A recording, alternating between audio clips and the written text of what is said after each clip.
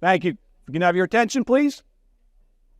Thank you. Thank you. Welcome to the 5th UBS Family Business Leadership Speaker Series featuring George Tong. You're going to hear a lot more about George, but if you want the lowdown, he was my classmate here at Carnegie Mellon 35 years ago, and I got stories that'll curl your rice crackers. Really excited to have you all here. This is an amazing program that was started by Meredith Meyer-Grelly, one of our own Tepper alums, and also on the faculty here at Tepper and an EIR in the Schwartz Center.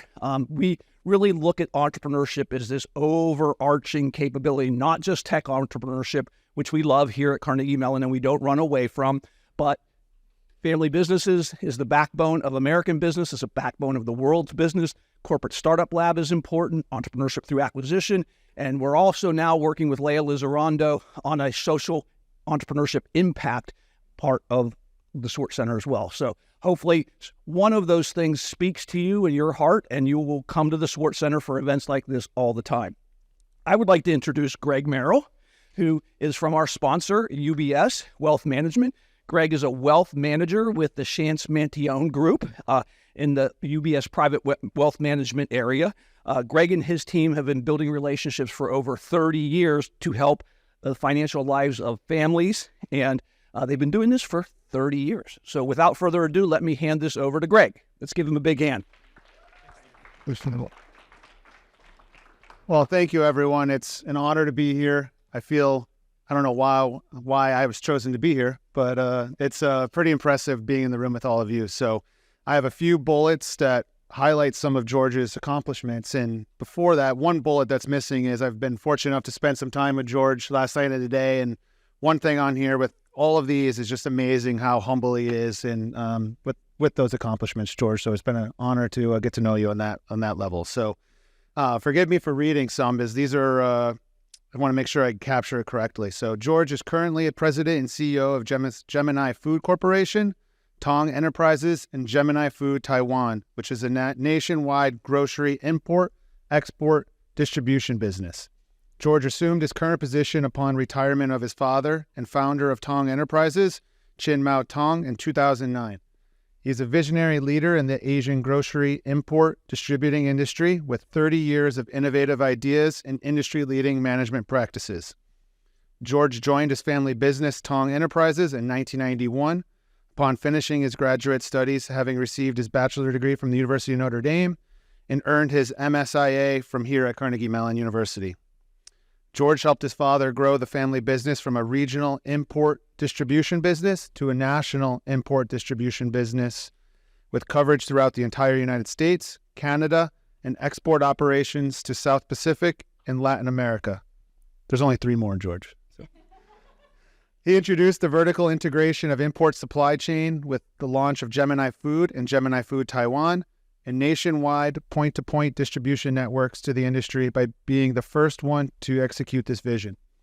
George's other notable achievement was being one of the first importers to offer popular Asian brand grocery products to Costco. The success of those early day programs led to the current nationwide Costco Ethnic Programs.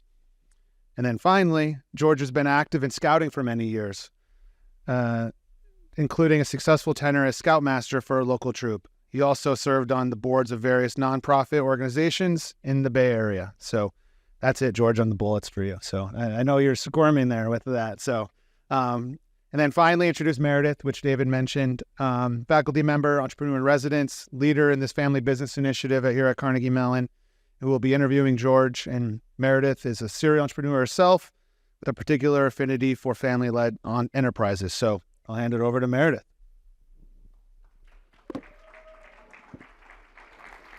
You better should have to.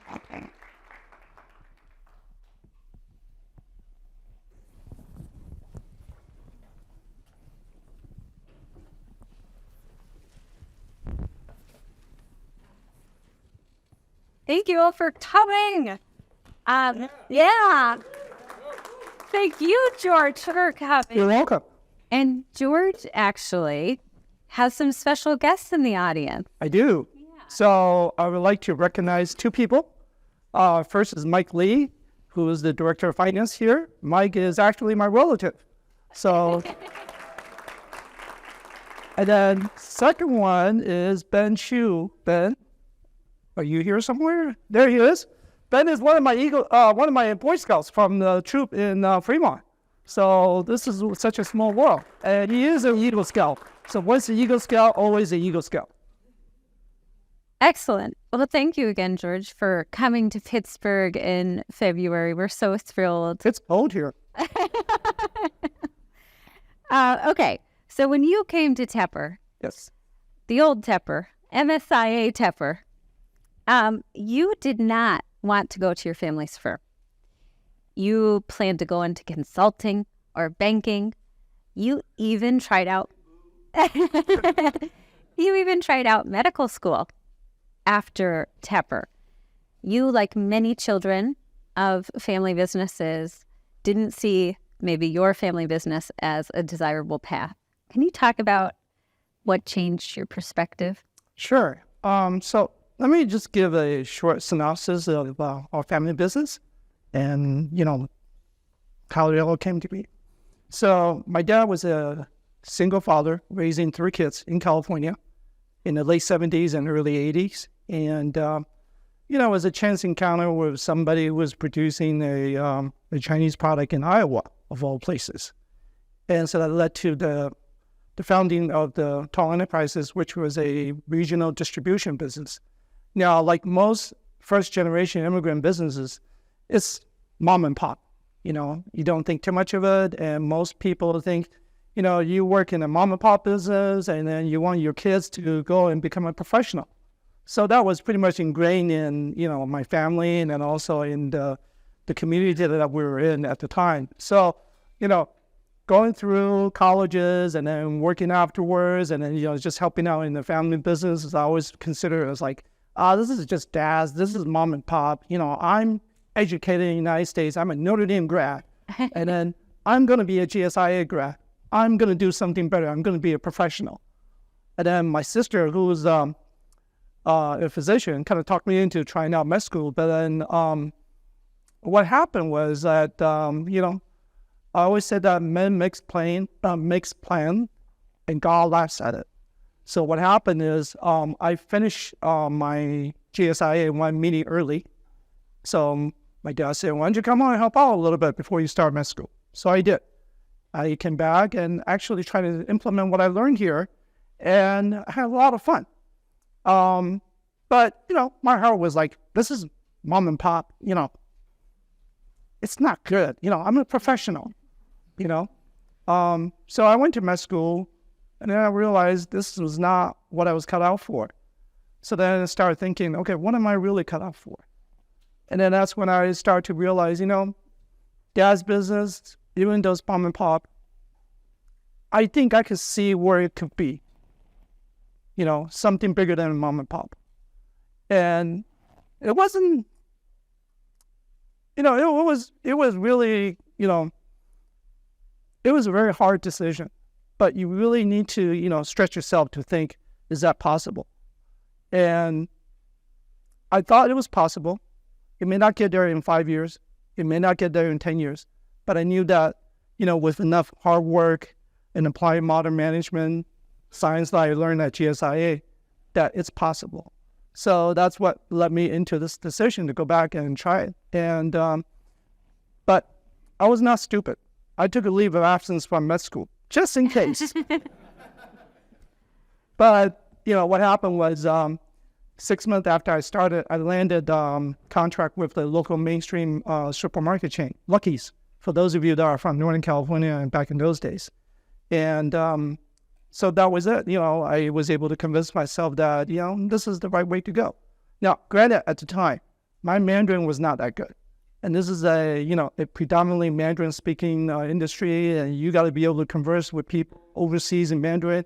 And, so that took another 5 or 10 years before I got very conversant in Mandarin, but it got there eventually. So, yeah, so that was the story. It's I think a lot of immigrant community in this country have children that have that kind of experience. You just look at what mom and pop did, and you just didn't think that that's something that's that's right for you because you're a professional. But, if you could see beyond that, and, there's a lot of opportunities. So that's the thing that I was very blessed with, and I was able to take this opportunity and go forward with it. I saw a lot of nodding heads on that. So, George, I think one of the things that's most fascinating to me about how you've grown your company is that the growth of your company is so tied to the immigration and settlement patterns of this country. Right. Often we as entrepreneurs talk about getting in front of the parade. And I'm curious for you to share about how being a student of migration has impacted your strategy as you scaled the business. So, I guess, in some way, I always have a kind of interest, like, where people live and, things like that, anthropology, I guess. When we first came to the United States in the 70s, most of the immigrants at the time lived in coastal enclaves. San Francisco, LA, Seattle, New York, and Chicago. And people don't live pretty much anywhere else. And when I started working, that was my perception too. And then a funny thing happened was I met a girl who lived in Alton, Illinois, who became my wife.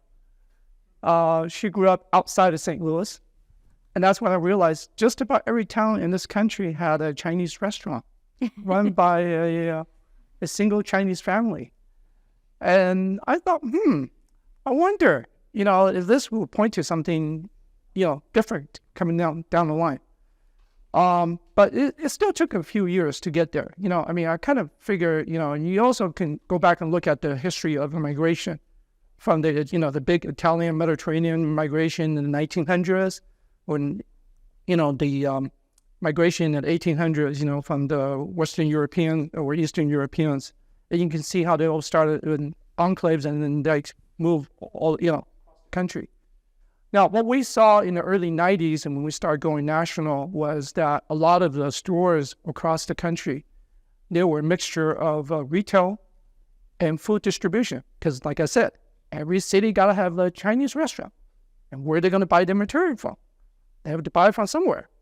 You can't just drive up 4 hours every day to and from Chicago just to get your, ingredient for your Chinese restaurant. So every city had a Chinese or Asian grocery store that has a very small retail because there wasn't much population and restaurant supplied. And so that was what it was in the 1990s. And then gradually what happened was that in the mid-90s, we begin to see standalone retailers popping up in different places. And the first place that we saw a lot of this was actually in Atlanta. Because you remember, in 1996, Atlanta hosted the Olympics. So they had a big population boom at the time. And the people that, a lot of immigrants moved into Atlanta during that time. So we started seeing stores popping up all over the place in Atlanta. That's when we realized, oh, you know what? This is coming. And it also kind of matched with our plan for expanding and growing at the time, because another thing that I wanted to point out was that, prior to this, the model for Asian grocery import was you have manufacturing in Asia, they'll sell to a exporter in Asia, and then the exporter would sell to an importer, usually in LA or New York, and then they would sell to a distributor or somebody in the regional places. So you got so many steps. What we decided to do was, let's shorten it. So that's where we come up with the point-to-point. We set up an export company in Taiwan. We buy direct from the manufacturer. We import to California, and then we'll ship direct to the retailers all over the country. Now, that will only work if you have enough retail presence around the countries or enough population. And 90s was when this started to happen. And what also happened was that we were able to basically cause an industry disruption by doing that, because the old model just got imploded by what we're doing, because we cut out 3 different people and shortened it to 1 person. And so that's how we were able to establish our niche. And that was pretty much how we were able to grow at the time. And so we got ahead of the immigration curve. And that enabled us to implement our strategy. And that's how we were able to got to where we were. Okay, so you're very prescient at that time. And now I'm going to ask you to try to predict going forward. So we're sitting in this entrepreneurship center, this beautiful Sword Center for Entrepreneurship in one of the most global universities in America. You have more than 100 entrepreneurs in the room.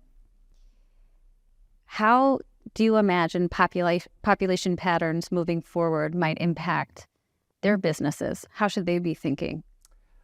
I think what you should be thinking is ideas from overseas are so much easier to accept in this country now. Okay. I think most of the popular TV shows in the last 10 years are all British imports. I can't name some right now because I stopped watching TV a while ago after I have kids. But I think that's one part that will be changing in this country. As the world gotten smaller, all the different international travel, all the different people coming from overseas. I live in Fremont, California, which has the highest concentration of immigration population in the country. Are you from Fremont? Which high school did you go to? Oh, okay. My neighborhood. Warm Spring. So, yeah. So I think, a lot of exchanges of ideas is going to come across. And also what would happen is that, it's not like the old days where you moved to Wichita, Kansas. You cannot enjoy the food that you grew up with. That's no longer the case now. I was walking in Oakland District this morning going to get my coffee. I could not believe how many ramen shop, boba shop, and how many, bulgogi shop I saw just on that little short walk. Those were just figments of my imagination in 1990s. But it is there. It's everywhere now. And, case in point is my son was in Louisville, Kentucky, and he saw a Gongcha boba shop there. I would never have dreamed that in 1,000 years, but that's what it is. So I think the immigration will continue, and it's not going to be in enclaves anymore. It's going to be all over the country. So that also means that, if you're going to attract talents, you don't have to worry about, I'm bringing somebody in from the coast. They're going to get used to, let's say if I set up in, not to pick up Wichita, Kansas, if I'm going to set up shop in Wichita, Kansas because of this and that reasons, maybe I want to set up the business to disrupt the spirit collaboration because they need help. I can do that. I can attract talents, and I don't have to worry about whether they're going to fit in or not. So I think that's got to be the biggest change. Mm-hmm. So a continuing spread. As you grew your family's firm to national distribution in the 90s, okay, I'm curious, George, what the most significant challenges you faced were. I'm good. Yeah, good. So it comes down to two areas. The first one is cash flow. For those of you that are dreaming of entrepreneurial ideas, don't forget about cash. Cash is king. You cannot make payroll, you're cooked. So our industry is very cash intensive. For those of you that knows something about import business, you pay upfront. So you pay the overseas vendor at the time they deliver the goods on the containers. So your money is weighed out. And then it takes another month or so for the container to get here. And then we give our customers 60-day terms. That's if they pay on time. So if you can, just do simple math. You're easily out 3 months before you can get your money back. So let's say if you do $1 million of sales a month, you're probably looking at, $4 million of working capital. And so, as you grow from, we were going from 8 million to 30 million in a space of 10 years. You can just kind of do some math in the back of your head. Okay, 8 million is less than $1 million a month. And then you're going to grow to 2.5 million a month. Okay, so 2.5 million a month means I need to have $10 million of working capital. Where am I going to get that? We never took on investors. We tried to borrow money from the bank, and then the bank is pretty tight on extending credit, especially to a family business. IPO was not even an option. We're just too tiny. And so, I think during those days, it was just hard. And, I always felt like we had to set money aside, as far as the family goes, especially on payroll days. I would get a lot of calls from our bookkeeper who said, George, we're short $30,000 for payroll. And, that's always kind of stuck in the back of my mind.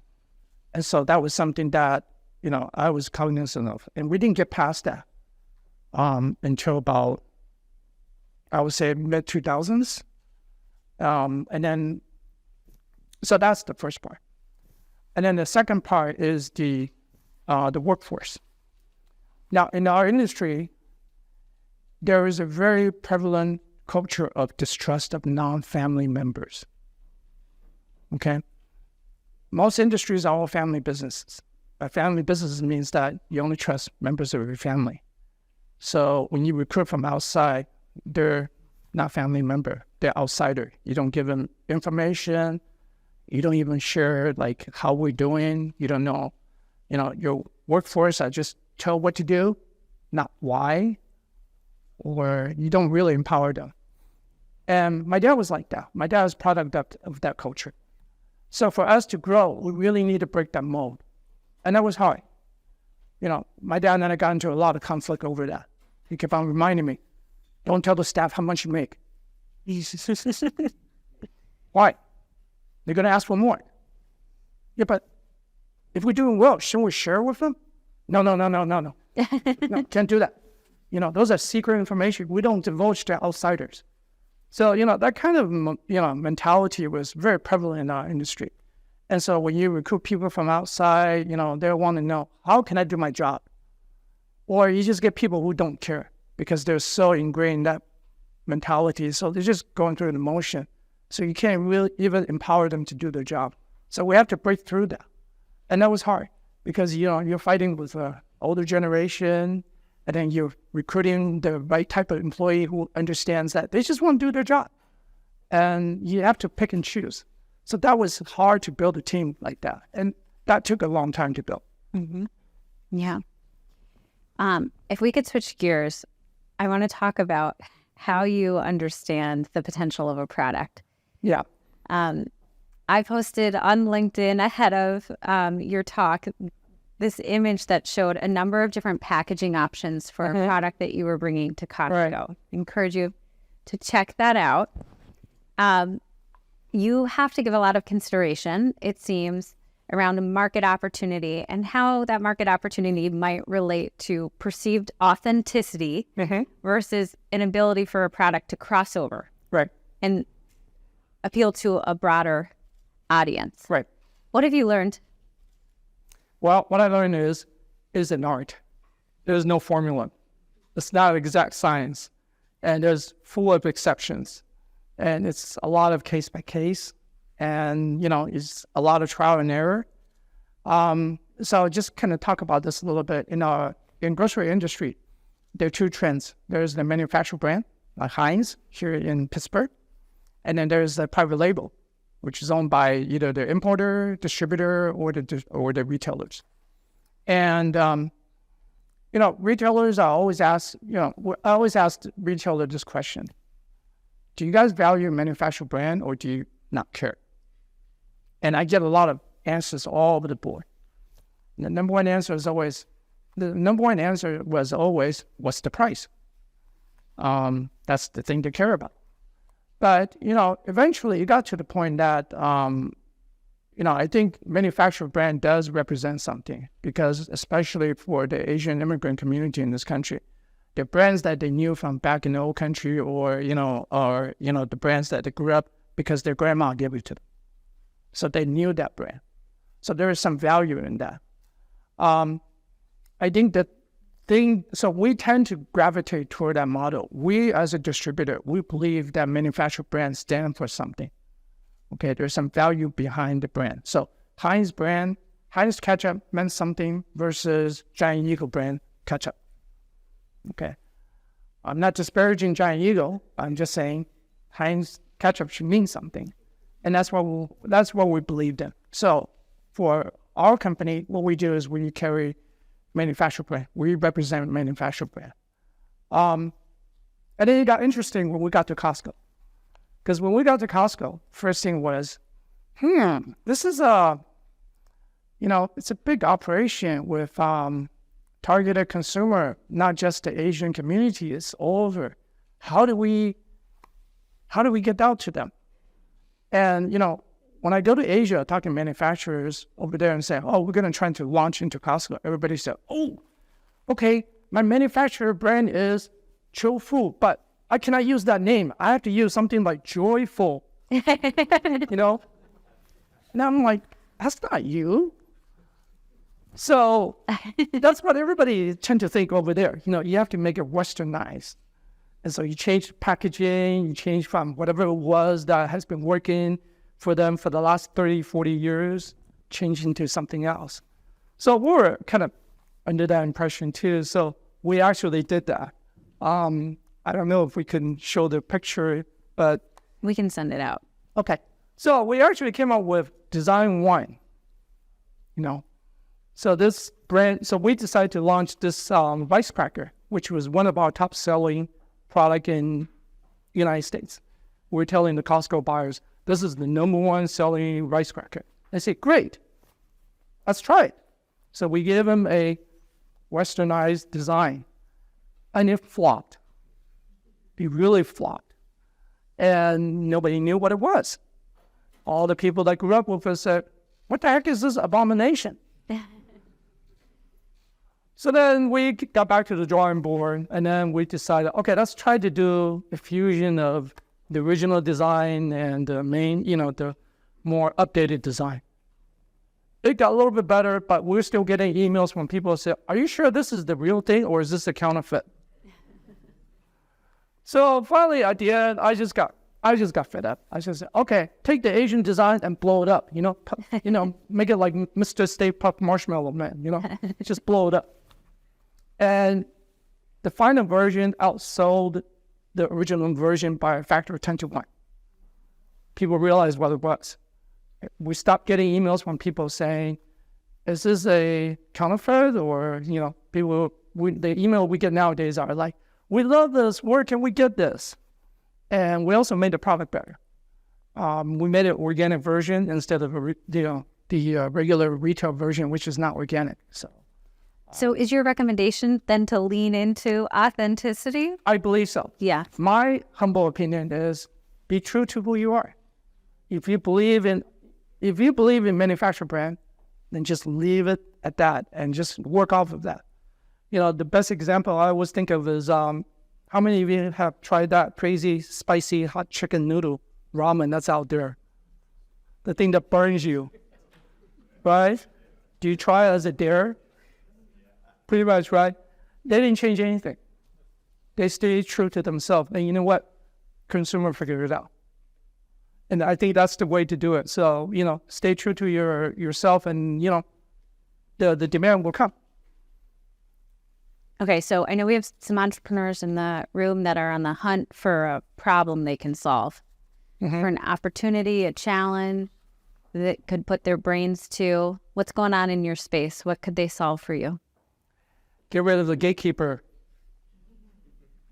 I'm a gatekeeper. So what I'm trying to say is this, okay? Think about Amazon, what Amazon did to product made mostly here in the United States and also some of the other higher value items. It basically liberates the gatekeeper, the retailers, the importers, and the distributors, okay? Amazon freed that. But in our space, the groceries, there's still a lot of product that I see overseas. One time I went to Taiwan, I was at a food show. They showed me a dehydrated chow mein that you can take to camping. And I was like, I want this. But then I thought about it. I was like, who's going to buy this? Who am I going to sell it to? Can I get REI to take it? I don't know. I mean, you think the business is too crazy, but I know there will be demand for this. But I ended up being the gatekeeper. I kept it. I just told the guy, I love your product, but I don't think I can get it into the market here. And that's the kind of gatekeeping I'm talking about. We were just recently in Italy, and I have a son who's a celiac, so he's always into gluten-free. And Italy has fantastic gluten-free pasta. You can never find it in this country. We have an entrepreneur in the room who's actually working on this right now. Right. But that's the kind of thing I'm talking about. Because what happened is you have a gatekeeper and an importer, the retail buyers, okay? I have our accounts throughout the country, all the Asian grocery store, the supermarket chains, they have all different sets of criteria and things like that.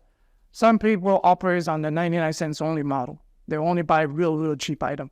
So if you get something, okay, I shouldn't say really cheap, inexpensive item.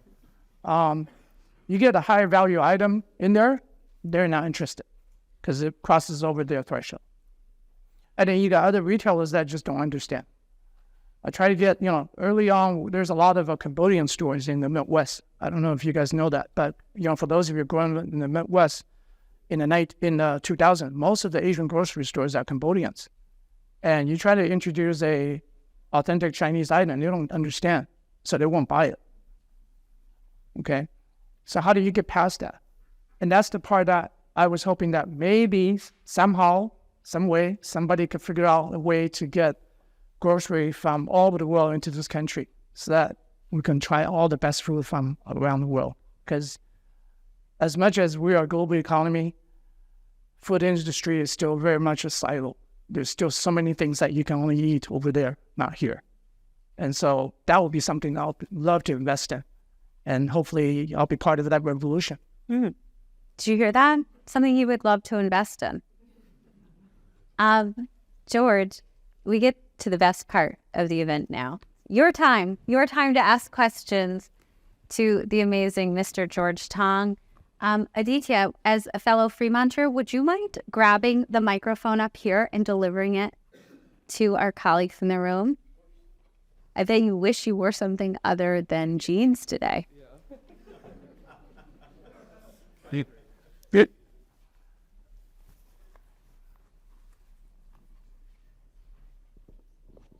Hi, George. Hi. Hello.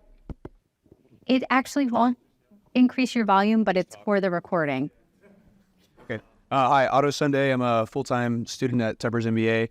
I was curious to know, because we didn't get to hear, when you guys were $30K short for payroll, how did that get fixed or bridged?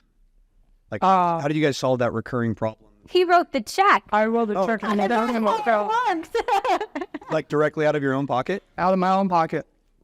Yeah.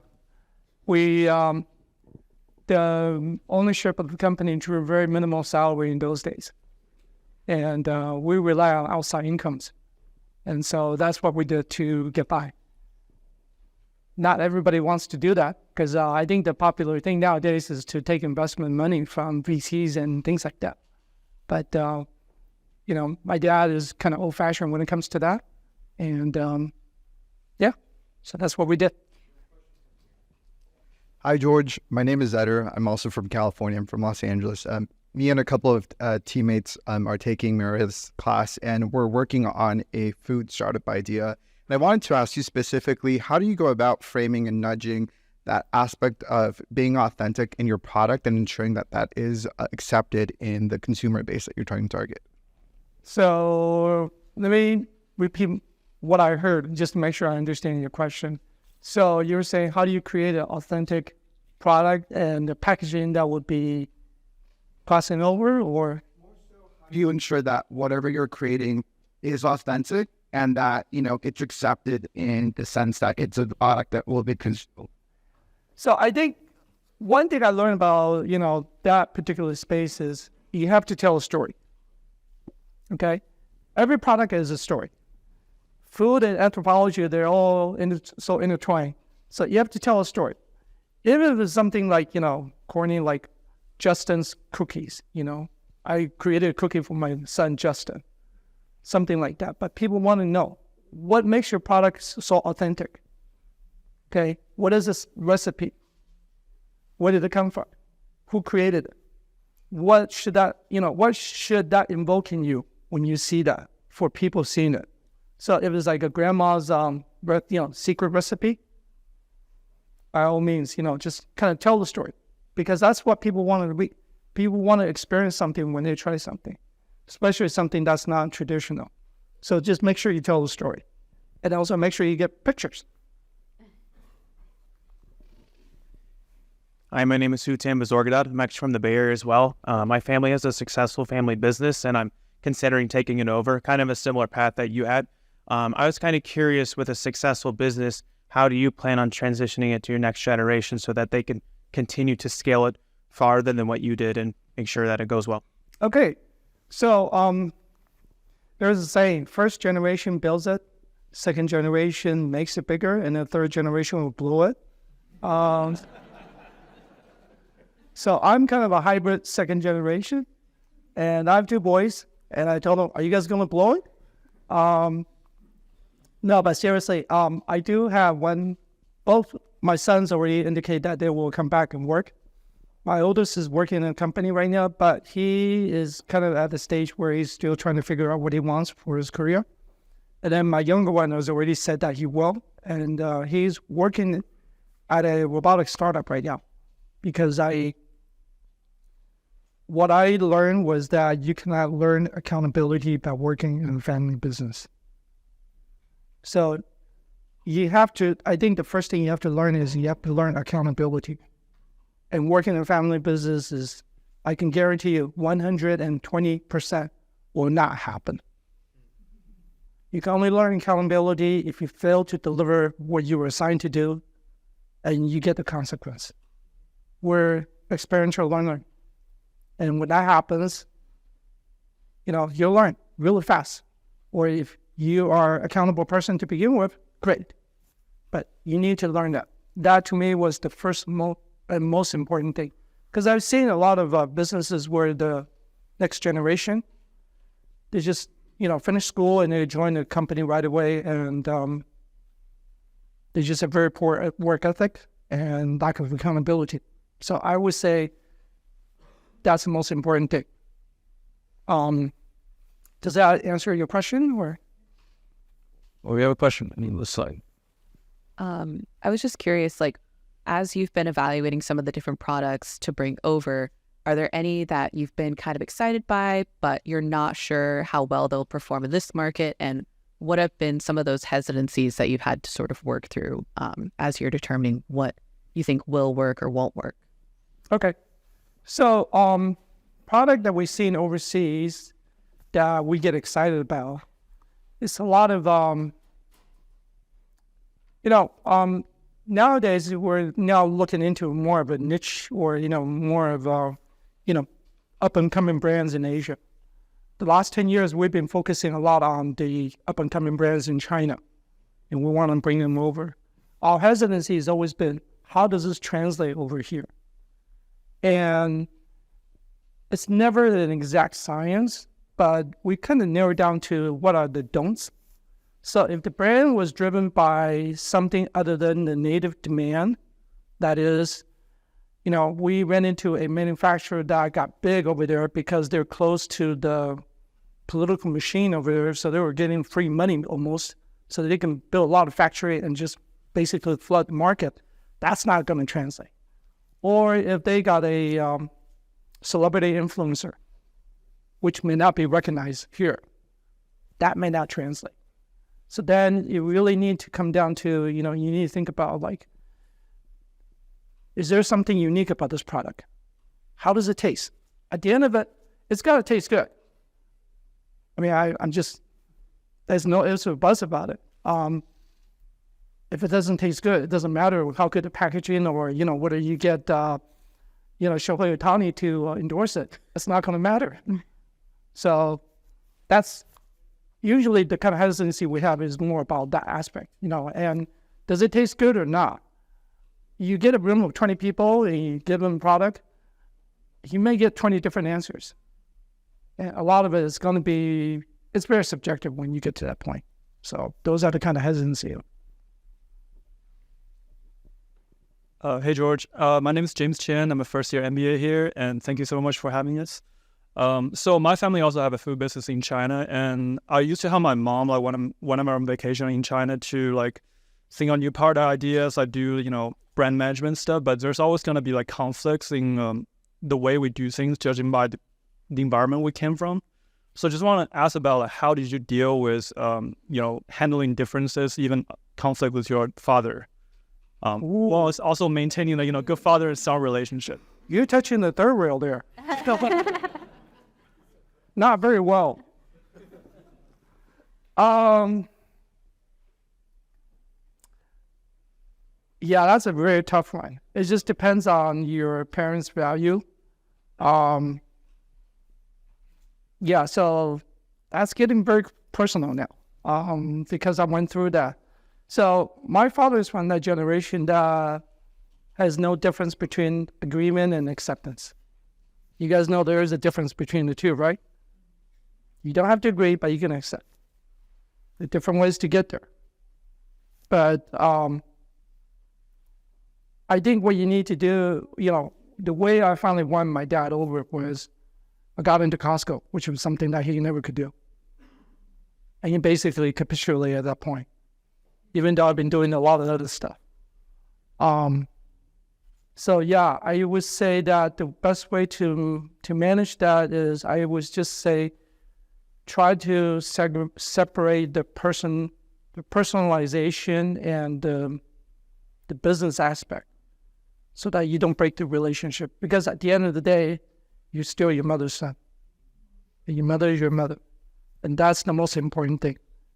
And if it's because of business opinion differences, that relationship breaks down, I don't think it's worth it. So do you think you'll do a better job with your son? Talk to me in 20 years. Question for this.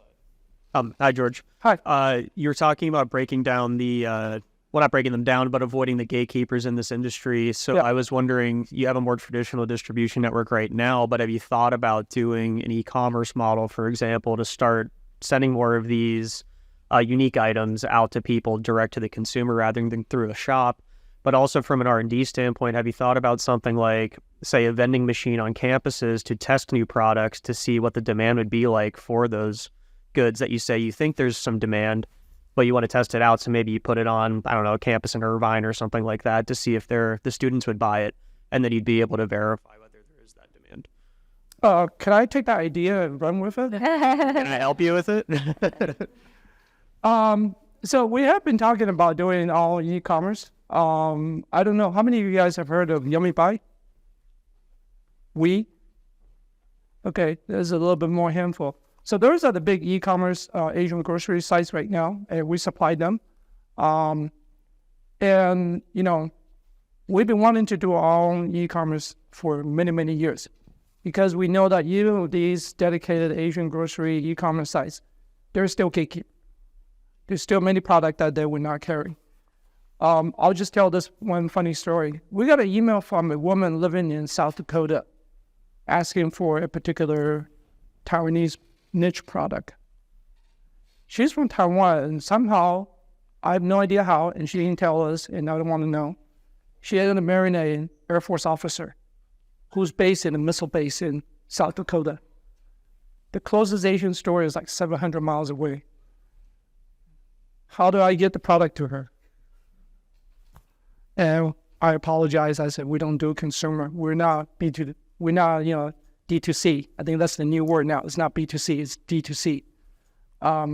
So yeah, that's something that we definitely want to do because even with these big Asian grocery sites, there's still enough product out there that we can do on specialty. But I like the idea of vending machines in colleges.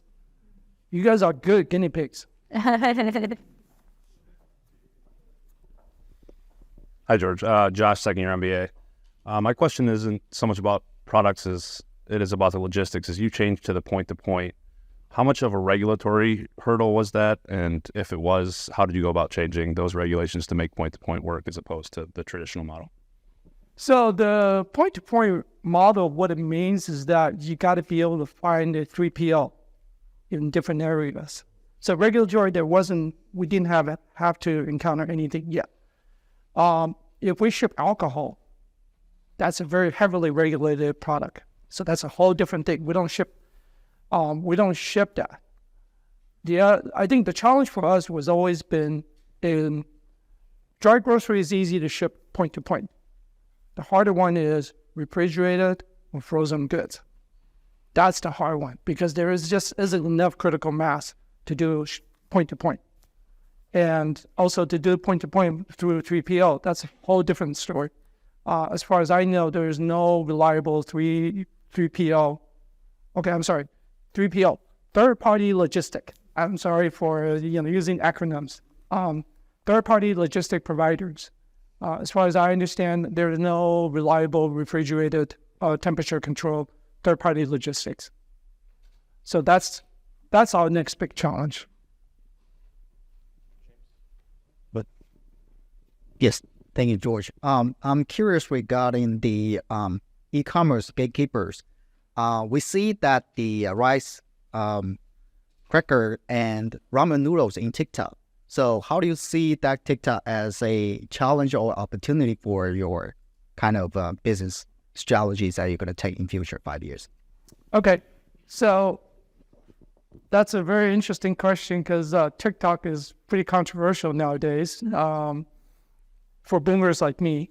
So I was asking my son, I said, if we wanted to do social influence, do we go on Facebook or, other traditional social media? And their answer was, no, Dad, that is so boomer. TikTok. So what they said is do advertisement or do influencing in TikTok. And then you got to be able to tie somewhere to your own e-commerce sites. So that's what they've been strategizing or advising me. I don't understand how TikTok works. I just know it's a bunch of short videos. And why is it popular? I don't know. I'm a boomer. I don't understand those things. I could see you as a TikTok star in the near future. But I think that's the challenge for any business is to understand what is the most popular medium for getting your product out there. Hi. So this is a little bit based on my family business experience. So you mentioned how children are often hesitant to get into the family business because they feel that they're professionals.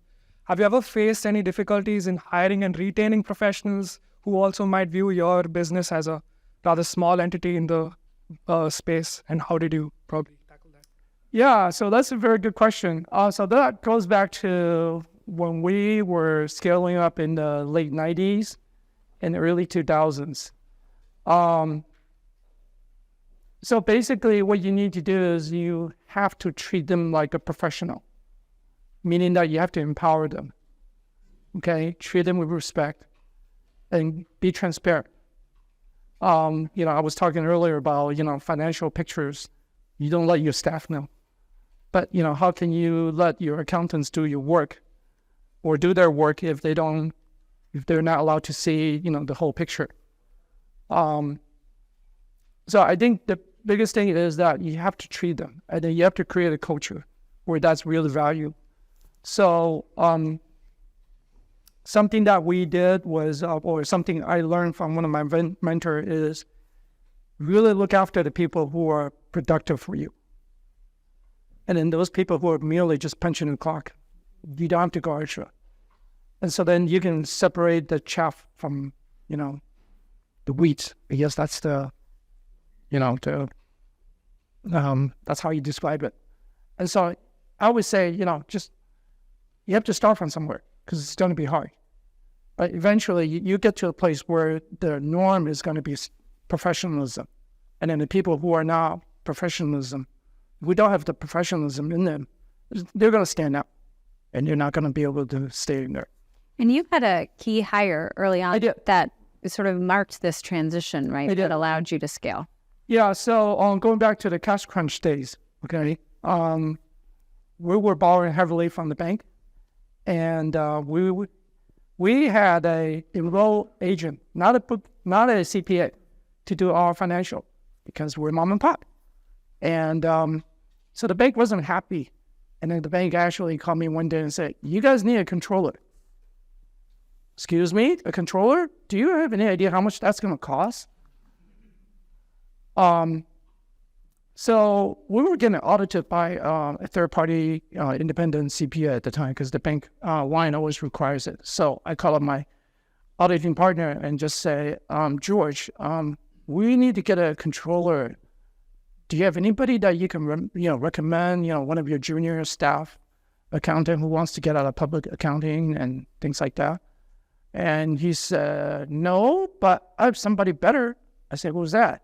Me. I said, but George, you're expensive. You work for a big firm in San Francisco. You're not cheap.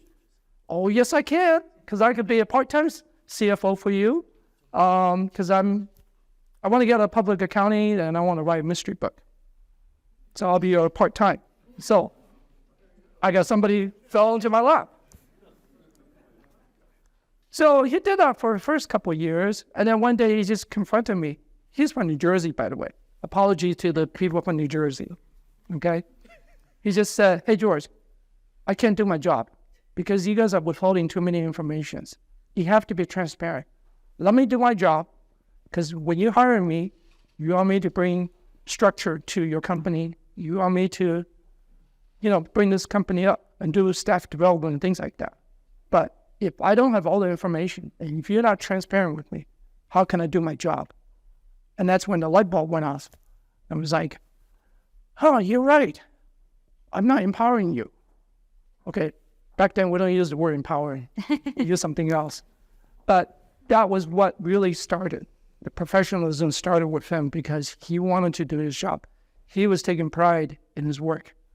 And when you have somebody like that, and who is not afraid to speak up, good things will only happen from there. All right. So find someone from New Jersey. Right. And has novel aspirations. Right. Yeah. All right. One more question. Last one. Lots of pressure. Nick. Oh, boy.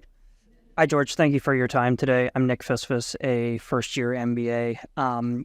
It seems like from what you were talking about from the 90s into the 2000s, you've exercised a lot of patience in building the business. Mm-hmm. And I'm curious, when you think about having strategic patience, how important do you think it is to not just building something strong, but then scaling it so that it is something that is sustainable?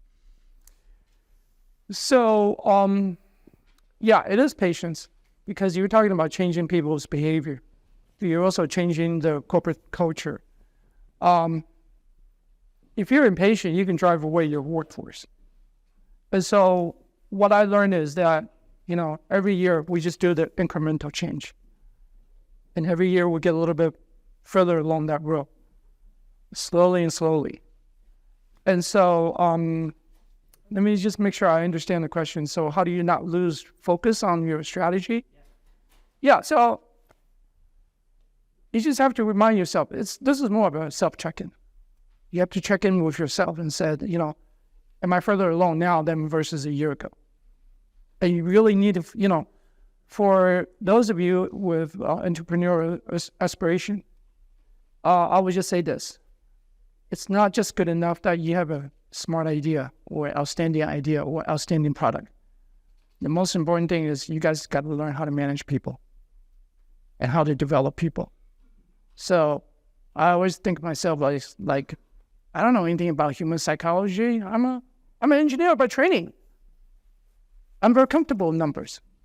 But eventually, you have to learn how to develop people, talk to them, and, foster the growth. Maybe they don't see it themselves. Or maybe you come to a realization, this person isn't the right fit for us. There's just too many things. It's not our job to figure out for them. Because, sometimes you kind of get bogged down in that issue. You like the person, but the person has issues. Maybe the best thing to do is go separate way. But you really need to kind of stay focused on what you wanted to do, and focus on the human aspect. I think that would be my biggest. I think that is the biggest point that I got from those years. And George, Thank you for being here. Thank you for changing the way we eat in America. Thanks for providing this inspired vision of how to build and scale a company. Thank you. Thank you. Okay, before we adjourn entirely, just mark your calendars for our last UBS Family Business Leadership Speaker of the Year on March 13th. That will be Helen Hanna Casey, who leads and owns Howard Hanna, which is the largest private real estate brokerage in the country. And she will be here again on March 13th, 12:30, same place. Help yourself. They took the boba away. Never mind. Oh, man. Yeah, maybe they're still further down the hall. There's probably rice crackers. All right. Thank you all for being here. Of course.